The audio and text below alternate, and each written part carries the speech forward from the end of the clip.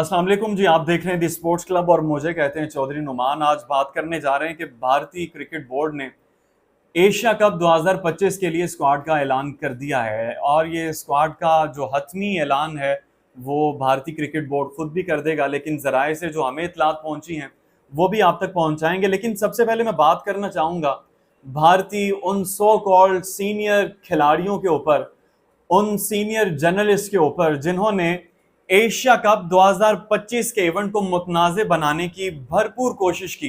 Campaign चलाई गई social media के ऊपर कि जी बायकॉट करें, हम नहीं खेलेंगे, भारतीय टीम नहीं जाएगी। क्यों नहीं जाएगी? सिर्फ पाकिस्तान से उनको बुग़्ज़ है, पाकिस्तान से उनको मसला है और इस मसले को वो क्रिकेट के मैदान में भी लेके आ गए हैं। ये भारतीय अवाम और पाकिस्तानी अवाम जो इंटरटेन होना चाहती है, जो खुद चाहती थी कि दोनों ममालिक के खिलाड़ी मैदान में उतरें और वो इंटरटेन हो, जो खिलाड़ी खुद भी चाहते हैं कि हम मैदान में उतरें और पता चले कि कौन कितने पानी में है। लेकिन वो जो अब वो चले हुए भारतीय क्रिकेट के कारतूस वो बैठ के सोशल मीडिया के ऊपर अपना मंजन बेचते हैं, नफरत फैलाते हैं। वो जर्नलिस्ट जो सोशल मीडिया पे बैठ के इस इवेंट को, जो कि सिर्फ पाकिस्तान का नहीं है, जो सिर्फ भारत का नहीं है, ये एशिया का इवेंट है और इसे मुतनाज़ बनाने की उन्होंने भरपूर कोशिश की, लेकिन उनकी सारी कोशिशें रायगा गई हैं। अब मैं उनसे सवाल करता हूं कि आपने ये जो मंजन बेचा, जो जहर उगला, जो नफरत फैलाई, क्या मिला आपको उससे?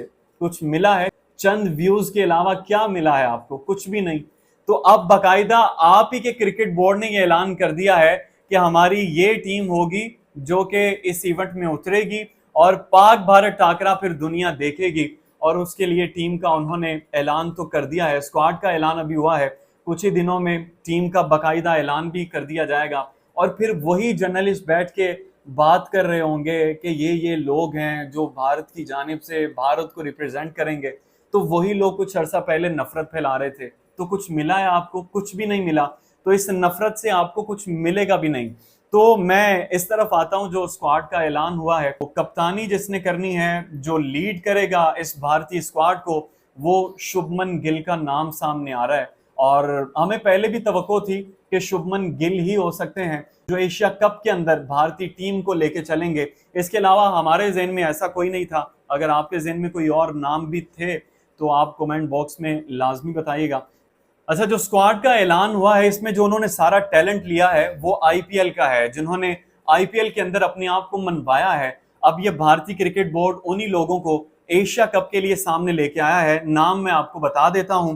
पहले नंबर पे हैं सूर्या कुमार यादव, शुभमन गिल हैं, अभिषेक शर्मा हैं, संजू सैमसन है, तिलक वर्मा, हार्दिक पांड्या, शिवम दुबे, अक्षर पटेल, वाशिंगटन सुंदर, कुलदीप यादव, वरुण चक्रवर्ती, जसप्रीत बुमराह, अर्शदीप सिंह, हर्षित राणा, जीतेश शर्मा, ध्रुव जोरल। ये जनाबे अली स्क्वाड का ऐलान हुआ है। 20 रुकनी स्क्वाड है, इसमें ये नाम सामने आए हैं। अब पाकिस्तान की तरफ आ जाते हैं।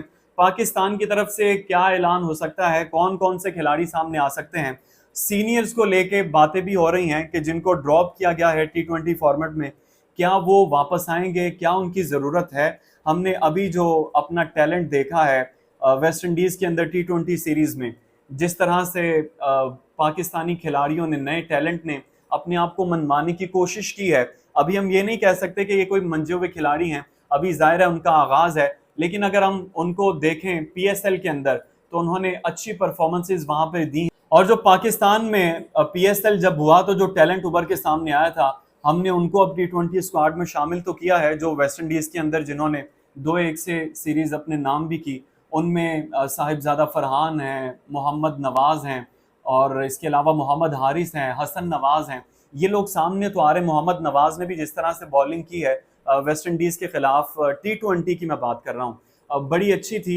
लेकिन अब कहीं ना कहीं कमी तो थी, वो कमी को हमने अब पूरा भी करना है। उसके लिए वार्म अप मैचेस भी होने हैं, उसमें हमने अपनी जो कमियां हैं उनको दूर करना है। और दूसरा, अब सीनियर्स की जो बात हो रही है, अब अगर हम देखें भारतीय स्क्वाड को तो इसमें सीनियर्स जाहिर है उन्होंने रखे तो हैं, लेकिन अगर पाकिस्तानी सीनियर्स की बात करें तो अभी उनका बुरा टाइम चल रहा है। अभी वो फ्लॉप शो दिखा रहे हैं।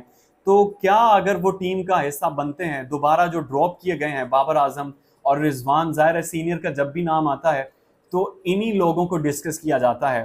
जाहिर है बाबर किंग तो हैं पाकिस्तान के, भारत को उनसे चिढ़ भी है कि इसका कंपैरिजन क्यों किया जाता है। तो ये जनाब आली अब भारत की जानिब से स्क्वाड सामने आया है। अब देखना यह है कि पाकिस्तान की तरफ से कौन सा स्क्वाड होगा।